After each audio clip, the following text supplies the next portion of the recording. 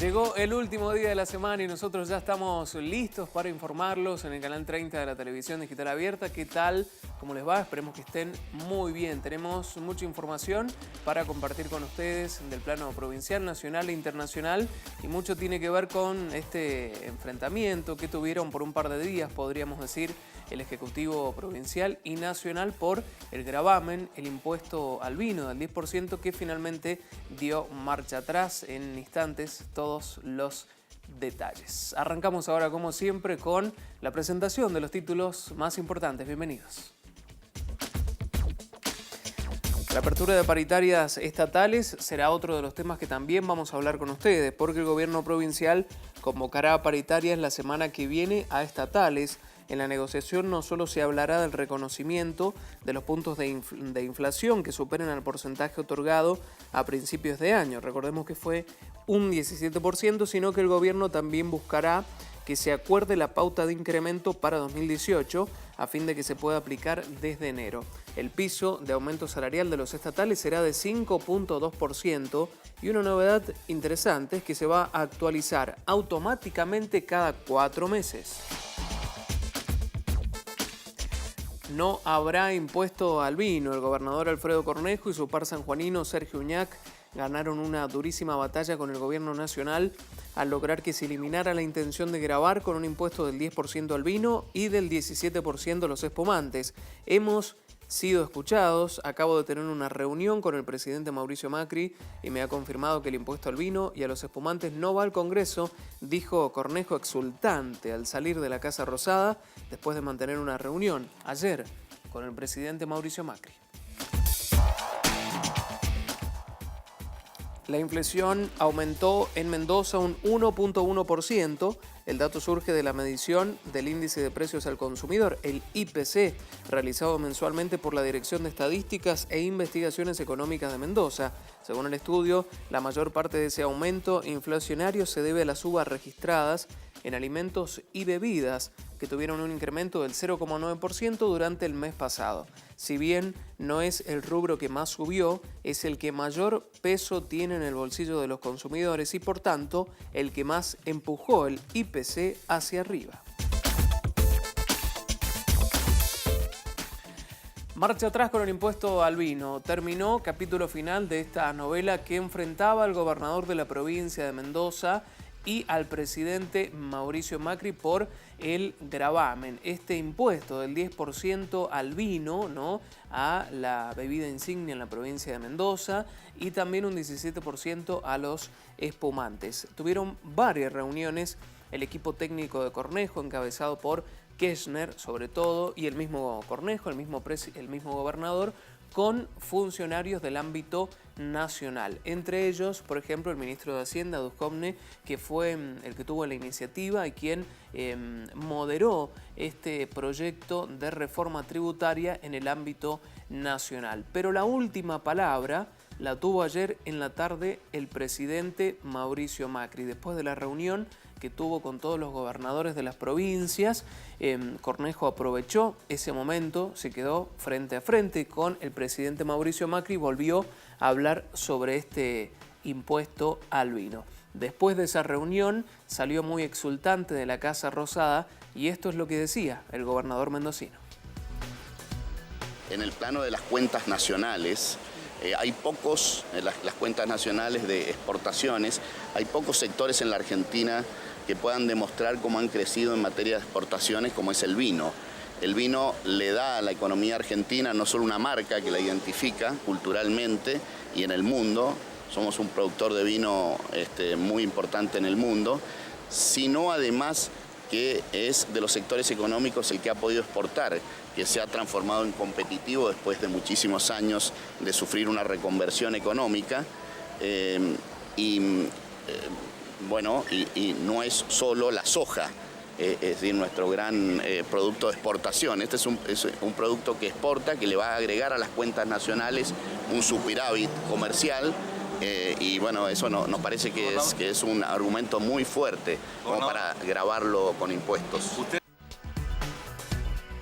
Bueno, allí estaban en primera persona el gobernador de la provincia de Mendoza, Alfredo Cornejo, y un poquito más atrás, en segundo plano, Kirchner, que fueron, podríamos decir, los protagonistas de esta disputa que se tuvo con el gobierno nacional, que finalmente ayer llegó a su fin. Lo hizo público también el gobernador a través de su cuenta de Twitter, minutos después de que se conociera esta noticia, ¿no? Positiva para la vitivinicultura mendocina. El vino y los espumantes sin impuestos es un gran resultado, producto de un gran trabajo en conjunto con los ministros Duhovne y Cabrera, es lo que decía el tuit del gobernador de la provincia de Mendoza. Y del segundo que veíamos allí en la nota también del ámbito nacional de la televisión pública, Martín Kirchner, el ministro de Infraestructura, de Economía y de Energía de la provincia, gracias al trabajo de Cornejo y de todos los que creyeron y trabajaron para que el vino y el champán hoy tenga 0 impuesto, decía Martín Kirchner. Desde la vereda de enfrente, en cuanto a partidos políticos, también se sumaron al reconocimiento al gobernador. ¿Quién? Guillermo Carmona, diputado nacional.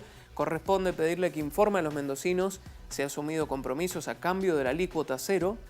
Y a vinos y espumantes, dice, preocupan mucho las versiones sobre presiones a provincias para que acepten un ajuste fiscal. Es decir, te doy esto, pero ¿a cambio de qué?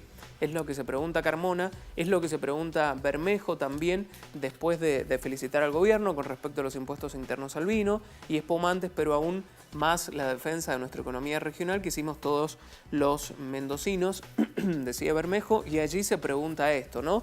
Esperemos que esta decisión tomada no sea moneda de cambio para que Mendoza tenga que aceptar a libro cerrado algún paquete de leyes que perjudique a los trabajadores y también a las jubilaciones, decía Bermejo allí en su cuenta de Twitter. Bueno, Anabel Fernández Agasti también sigue con esta línea de la pregunta a cambio de qué este impuesto al vino. Buena noticia para la vitivinicultura, gran labor del sector.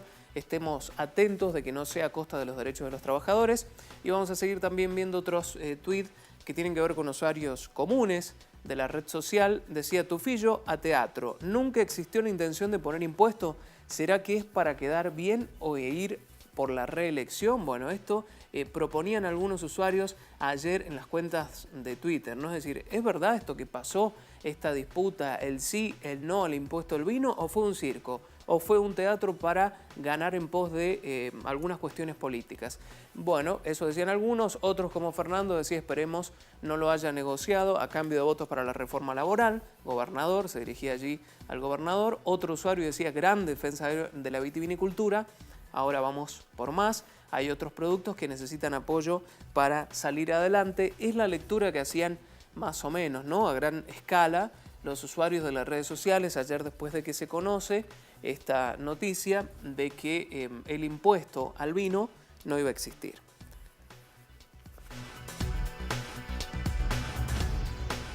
Antes de la reunión del gobernador de la provincia de Mendoza, Alfredo Cornejo, con Mauricio Macri, el presidente se reunió con todos los gobernadores de las 24 provincias. Algunos no asistieron, pero fueron la mayoría de los gobernadores para discutir el pacto fiscal, el fondo del conurbano, las próximas reformas que se vienen y que van a ser tratadas si ingresan al Congreso. Y el que dijo justamente o dio un adelanto de cómo fue esta reunión muy positiva fue Rogelio Frigerio. Esto es lo que decía. Con el presidente de la Nación y los gobernadores de las 24 provincias de la Argentina, en donde presentamos una propuesta de consenso fiscal que involucra varias cuestiones. La primera, la ratificación del compromiso del Gobierno Nacional y de las provincias de avanzar en un sendero firme, gradual, hacia el equilibrio de las cuentas públicas. El segundo tema, también en línea con esto, la necesidad de ir a una reforma tributaria tanto a nivel nacional como subnacional para, de manera gradual también, bajar el peso de los impuestos distorsivos sobre la economía.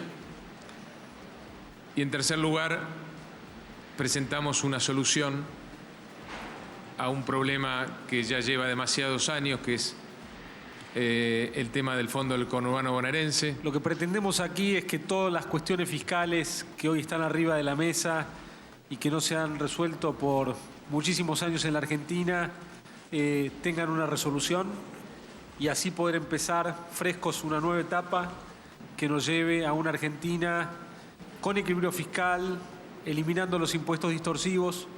En ese contexto, una parte importante también del acuerdo en el que estamos trabajando con las provincias se refiere a el desistimiento cruzado de todos los juicios que abarcan a las provincias contra la nación contra las provincias entre sí, lo cual elimina enormes pasivos contingentes que hoy estaban actuando como una espada de Damocles para las finanzas públicas de los distintos distritos y por otro lado también avanzar en la sanción de la ley de responsabilidad fiscal, que es la que va a posibilitar junto al crecimiento de la economía llevar el gasto público de la Argentina hacia niveles que van a permitir eliminar el déficit fiscal y a la vez eliminar buena parte de los impuestos distorsivos de la Argentina.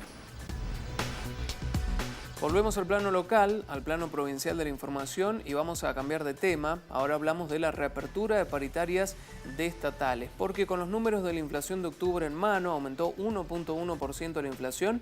Enseguida en el próximo bloque les vamos a dar todo el detalle de esta noticia, pero con estos números en la mano, el gobierno provincial llamó para la próxima semana a la reapertura de paritarias estatales con algunos datos interesantes para el análisis económico, sobre todo, ¿no? No se va a hablar en esta negociación solo del reconocimiento de los puntos de inflación que superan al porcentaje otorgado a principios del año. Recordemos que se hablaba de un 17% que no se logró, ¿no? Bajar la inflación a un 17%, sino que el gobierno buscará que también se acuerde la pauta de incremento para el año 2018 a fin de que se pueda aplicar desde el mes de enero.